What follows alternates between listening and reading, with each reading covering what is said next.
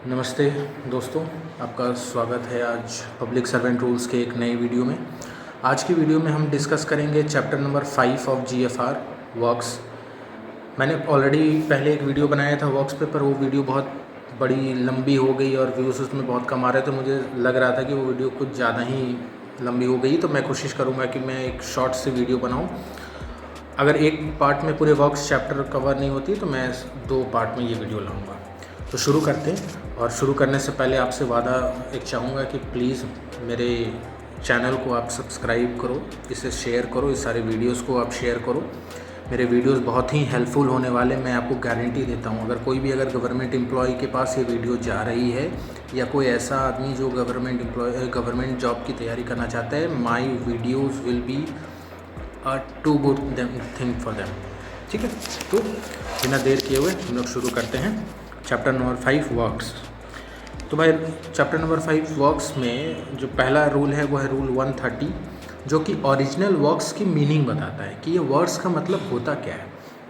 तो ओरिजिनली जो वर्क का जो मतलब है उसमें क्या है कि जितने भी नए कंस्ट्रक्शन होने हैं बिल्डिंग्स के, इंफ्रास्ट्रक्चर के, या कोई साइट प्रिपेयर हो रहा है, यानी हमें कोई फैक्ट्री बनानी है और उसके लिए हमने एक ज़मीन ली है, मतलब एज गवर्नमेंट ने एक ज़मीन ली है या ऑर्गेनाइजेशन एक ज़मीन ले रही है और उसको प्रिपेयर कर रही है किसी तरीके की फैक्ट्रीज़ बनाने को या इंफ्रास्ट्रक्चर बनाने को, या कोई पहले से ही हमारे पास कोई बिल्डिंग है और हमें उसमें मॉडिफाई करना है, रीमॉडलिंग करना है, उसको और बेहतर बनाना है।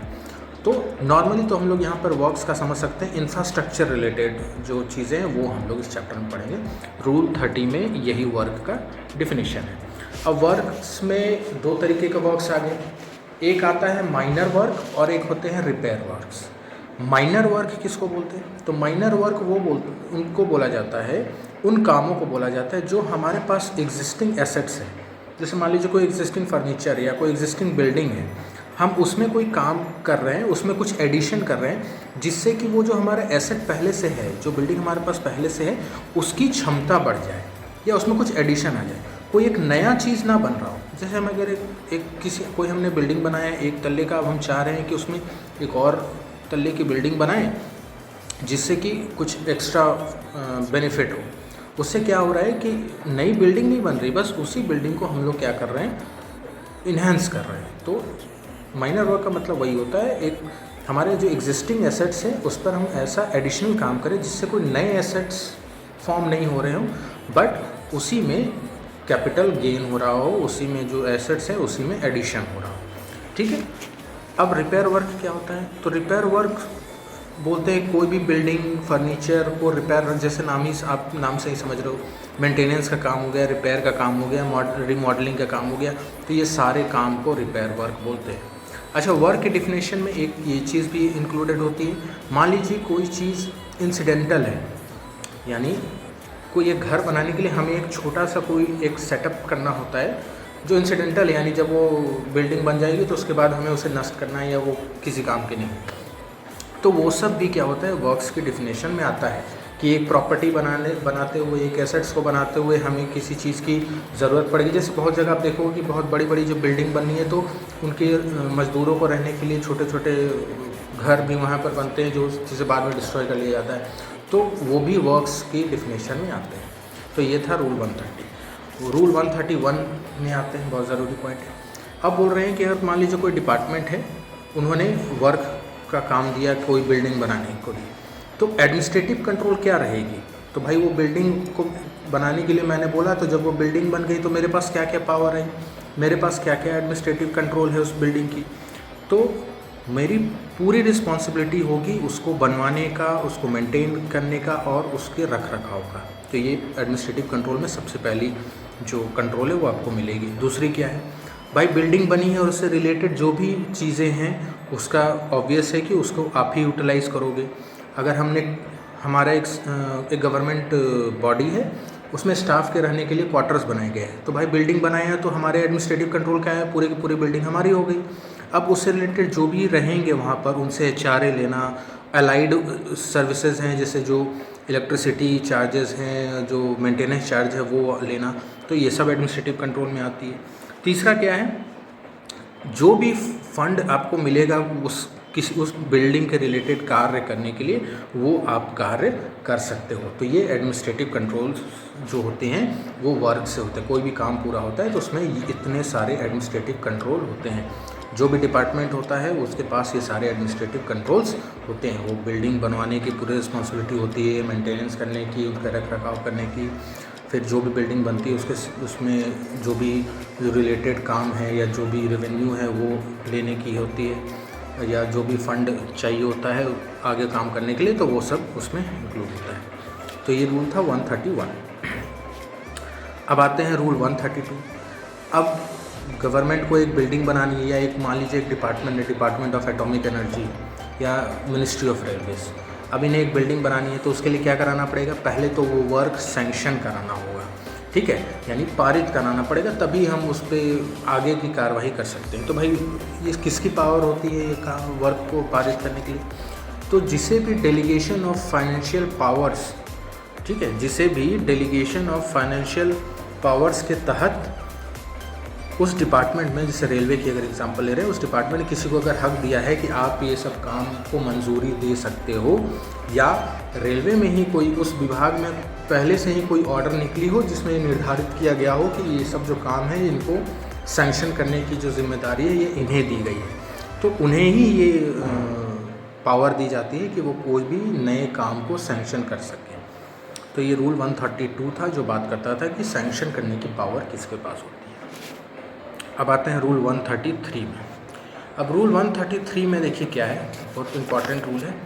रूल 133 का पॉइंट 1 यानी रूल 133 का सब रूल 1 क्या कहता है कि कोई भी मिनिस्ट्री या डिपार्टमेंट वो क्या कर सकता है, अगर कोई भी रिपेयर का काम अप टू 60 लाख का है, 60 लाख तक का कोई अगर रिपेयर का काम है तो वो डायरेक्टली वो एग्जीक्यूट कर सकता है, उसे कहीं से कोई अप्रूवल लेने की ज़रूरत नहीं है, ठीक है। वो मतलब मिनिस्ट्री खुद से कर सकते हैं, यानी वो डिपार्टमेंट लेवल पे ही अप्रूवल वगैरह ले सकता है। उसे ऐसा नहीं कि उसके पीएमओ ऑफिस जाना पड़ेगा या पार्लियामेंट में जाना होगा, बजट पारित होगी, वो ऐसा कुछ नहीं।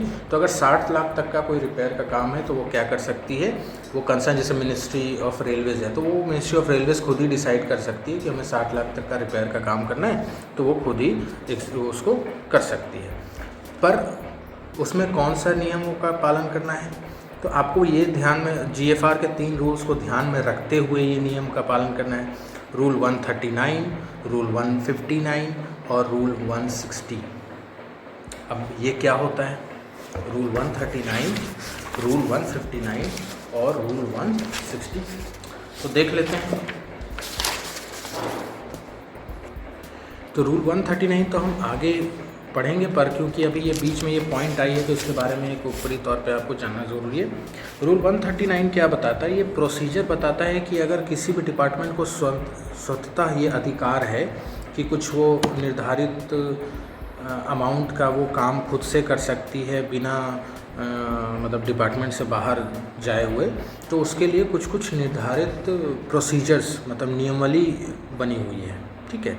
तो प्रोसीजर जैसे क्या कहती है कि पहले क्या है, कोई भी डिपार्टमेंट जिसको ये अधिकार मिला है कि वो काम खुद से शुरू कर सकती है, उनको पहले अपने अकाउंट ऑफिसर से ये चीज़ें डिस्कस कर लेनी है कि हम ऐसा ऐसा हमें बिल्डिंग्स बनानी है या ऐसा काम करना है, तो वो उनको अपने पूरा जो प्रोसीजर है, पूरा कॉस्टिंग का कितना समय लगेगा, क्या लगेगा, कितना पैसे चाहिए, वो सारी चीज़ें पहले अपने अकाउंट ऑफिसर से कंसल्ट कर लेनी है, ठीक है। उनके अंदर अगर डिपार्टमेंट में पहले से ही अगर रूल बनी होगी कि भाई कोई भी काम को शुरू करने के लिए क्या क्या नियम का पालन करना है, तो उसको भी देखना है, उसके साथ अपने अकाउंट ऑफिसर के साथ बैठकर कंसल्ट करना है, ठीक है।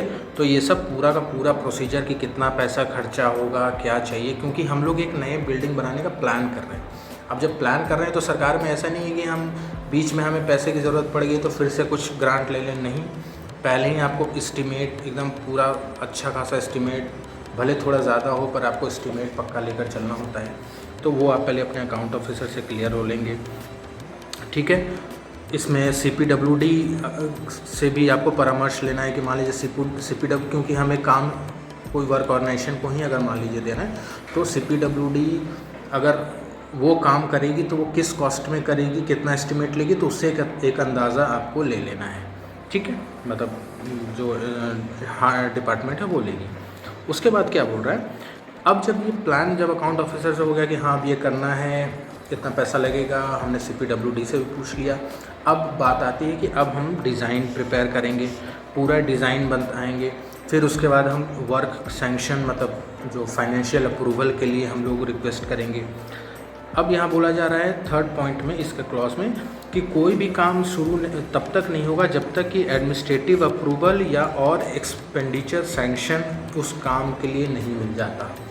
दो चीज़ चाहिए, एक एडमिनिस्ट्रेटिव अप्रूवल चाहिए कि हाँ हमें ये बिल्डिंग बनानी है, दूसरा एक्सपेंडिचर सैंक्शन चाहिए यानी हम ये पैसे खर्चे कर सकते हैं, उसके लिए भी हमें जो पैसे की मंजूरी चाहिए। ठीक है, तभी काम कोई भी शुरू होगा वर्क्स का, नहीं तो कोई काम शुरू नहीं होगा। अब मान लीजिए ये सब अप्रूवल मिल गए तो क्या करना है, अगर जो काम है उसकी वैल्यू 10 लाख से 60 लाख के बीच में है तो हमें ओपन टेंडर करना है। एकदम ध्यान देना है, मेरे बातों को गौर से सुनिएगा, ये रूल 139 हम डिस्कस कर रहे हैं। अगर कोई काम कोई वर्क जिसका एस्टिमेट 10 लाख से 60 लाख के बीच में है तो हमें ओपन टेंडर करना है। ठीक है, टेंडरिंग का प्रोसेस हम लोग चैप्टर नंबर 6 में डिस्कस करेंगे आगे। ठीक है, ओपन टेंडर मतलब न्यूज़पेपर में प्रिंट करेंगे, एडवर्टाइज़ करेंगे, लोग आकर टेंडर भरेंगे, वो है।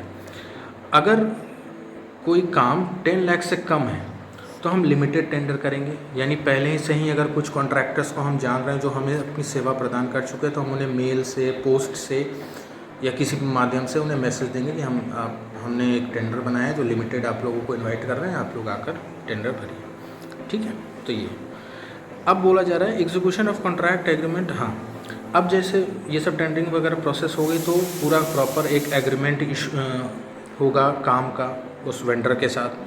ठीक है, उसके बाद ही उसे क्या होगा, जो पेमेंट है वो उसे पेमेंट दी जाएगी। तो ये पूरा डिटेल प्रोसीजर रूल 139 में है। तो हम लोग अब वापस आते हैं जहाँ पर हम लोग पहले थे, रूल 133(1) में, जिसने बताया था कि मिनिस्ट्री डिपार्टमेंट क्या कर सकती है, स्वतंत्रता अगर कोई रिपेयर का काम 60 लाख तक है तो वो खुद से कर सकती है, उन्हें अपने विभाग से बाहर जाकर जानकारी अप्रूवल की ज़रूरत नहीं है। बस उनको ध्यान देना है 3 रूल्स का, रूल 139, रूल 159 और रूल 160। तो हमने 139 देख लिया, पूरा प्रोजेक्ट पूरा वर्क का डिस्ट्रीब्यूशन है कि हमें पहले प्लानिंग करनी है, फिर एडमिनिस्ट्रेटिव अप्रूवल लेना है, सैंक्शन लेना है, टेंडर निकालना है, टेंडर हो गया तो कहाँ कॉन्ट्रैक्ट करना है, फिर जब काम पूरा हो जाए तब फाइनल पेमेंट उस वेंडर को देना है। अब भाई रूल 159 बीच में आ गया, अब ये वो बोला जा रहा है 139 तो आपको पालन करना है, ये 159 और 160 भी करनी है। तो एक बार नज़र डाल लेते हैं 159 और 160 क्या कहता है।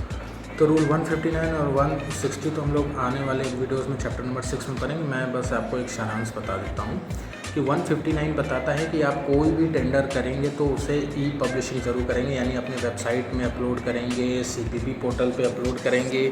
ठीक है, जिससे कि वाइड पब्लिसिटी मिल सके। रूल 160 क्या कहता है कि आपको ई प्रोक्यूरमेंट यूज़ करना है, यानी जो भी टेंडरिंग प्रोसेस है वो आपको ऑनलाइन प्रोसेस करना है, आपको ऑनलाइन टेंडर इनवाइट करना है। जो भी प्रोसेसेस होंगे आपको NIC की वेबसाइट यूज़ करनी है। अगर आपकी खुद की वेबसाइट है जिससे आप टेंडर प्रोसेस करते हैं तो वो कर सकते हो, नहीं तो NIC गवर्नमेंट जो है वो NIC की पोर्टल भी यूज़ कर सकती है। तो ये एक सारांश था 150 और 160। अब हम लोग वापस आते हैं रूल 133(2) में।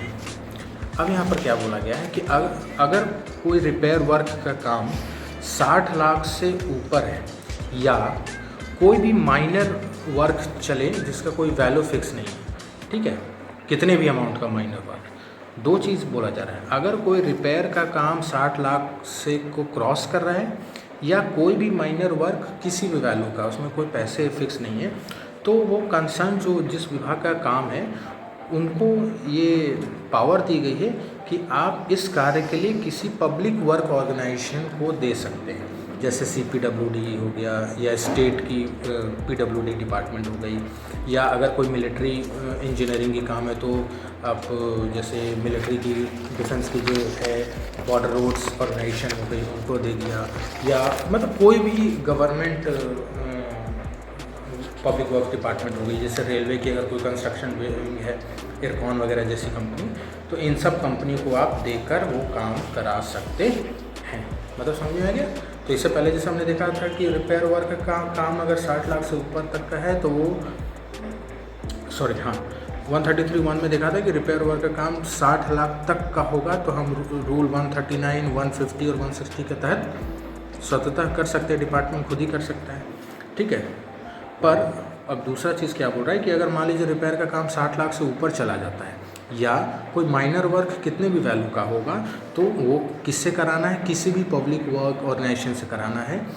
CPWD हो सकती है, स्टेट पब्लिक वर्क्स डिपार्टमेंट हो सकती है, या किसी भी डिपार्टमेंट का कोई एक ऐसा यूनिट जिसका काम कंस्ट्रक्शन का होता है। जैसे डिफेंस में आप बॉर्डर एंड रोड्स ऑर्गेनाइजेशन को देख लीजिए, ठीक है। फिर मिनिस्ट्री ऑफ रेलवेज़ में कुछ PSUs हैं, कुछ कंपनीज़ हैं, उनको देख लीजिए।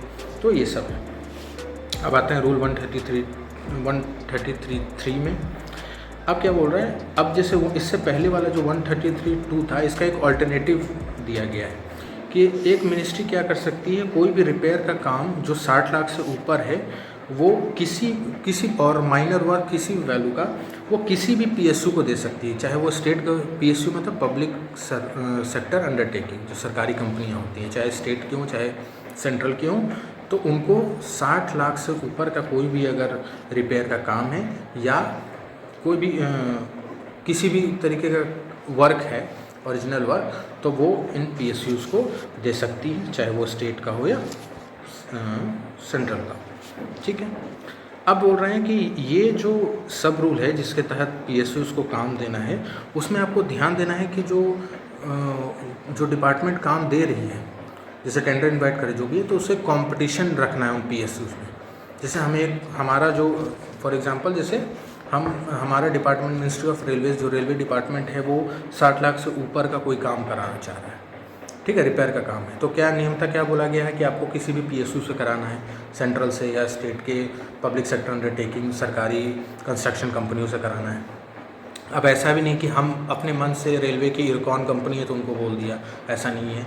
आपको पूरे नॉमिनेशन बेसिस में या टेंडर बेसिस में आपको कंपटीशन रखना है, जो कंपनी सबसे ज़्यादा अच्छी सर्विस चार्ज हमें दे, मतलब जो सर्विस चार्ज वो तो ऑब्वियस है कि वो बिल्डिंग बनाएंगे या जो भी कंस्ट्रक्शन करेंगे उसमें अपना चार्ज लेंगे, तो जो भी कॉम्पिटिटिव सर्विस चार्ज हमें ऑफ़र कर रही हूँ तो हम लोग इन्हीं से लेंगे। और लमसम पे हमेशा बातचीत लमसम पे होगी, लमसम जो सर्विस चार्ज होगी उस पर होगी। अब एक्सेप्शनल केस में यहाँ पर कुछ किया गया है कि कुछ ऐसे डिपार्टमेंट्स हैं। अब यहाँ नोट इस पॉइंट में एक नोट देने की बात है कि कोई ऐसी मंत्रालय है या कोई ऐसे डिपार्टमेंट है जो साइंटिफिक नेचर की है, जैसे इसरो हो गई, डिपार्टमेंट ऑफ एटॉमिक एनर्जी हो गई, तो इनको एक पावर क्या दी गई है कि कोई भी रिपेयर वर्क जो 5 करोड़ तक का है तो वो नॉमिनेशन बेसिस में कर सकते हैं। यानी वो किसी सरकारी कंपनी को नॉमिनेट कर सकते हैं, जो उनको लगता है कि वो स्पेसिफिक कंपनी हमारे रिक्वायरमेंट को पूरा कर रही है तो हम उन्हें नॉमिनेट करके ये काम करा सकते हैं। दूसरा क्या है इसमें रूल, इसमें ये जो सुविधा है जो साइंटिफिक मिनिस्ट्रीज या डिपार्टमेंट को दी गई है, ये सिर्फ 31 मार्च 2025 तक के लिए ही दी गई है। और अगर इसके बाद फिर जब ये समय पूरा हो जाएगा तब फिर मिनिस्ट्री ऑफ एक्सपेंडिचर डिसाइड करेगी कि इस ऑफ़र को हम ये वाला जो प्रोविज़न हमने ये साइंटिफिक मिनिस्ट्री को दिया है इसे एक्सटेंड करना है कि। तो दोस्तों वीडियो बहुत लंबी हो गई, पर क्या करूँ, ये बहुत डिटेल में मेरा मकसद होता है कि आप मेरे साथ बैठो तो डिटेल में GFR समझो, कि आप इसे सिर्फ पढ़ो ना, आप इसको समझ लें, कहानी की तरह समझो, जो आप तुरंत समझ में आ जाए कि आखिर ये GFR है क्या। तो दैट्स ऑल फॉर टुडे। मैं होपफुली मुझे लगता है कि वीडियो आपको ज़्यादा बोरिंग ना लगी हो। आप तैयारी करते रहिए, आप अच्छे से नौकरी करिए। कोई भी सवाल हो मेरे कमेंट सेक्शन पे ज़रूर दें। मेरे चैनल्स में सब्सक्राइबर बढ़ाएं। आई रिक्वेस्ट यू कि मेरे चैनल्स में सब्सक्राइबर बढ़ाएं, जिससे कि हमारा चैनल ग्रो हो सके, मैं ग्रो हो सकूँ, ये वीडियो सेटअप एडिटिंग वगैरह कर सकूँ। अभी मेरे पास कुछ नहीं है, पर क्योंकि एक इंटरेस्ट है CCS और सबके रूल्स में, इसलिए मैं पढ़ता हूँ। Okay, thank you, welcoming, I am waiting for your feedbacks, comments and likes. तो इस वीडियो का लाइक का टारगेट मैं रखता हूँ 50। देखता हूँ आप पूरा करते हो कि नहीं। चलिए, थैंक यू।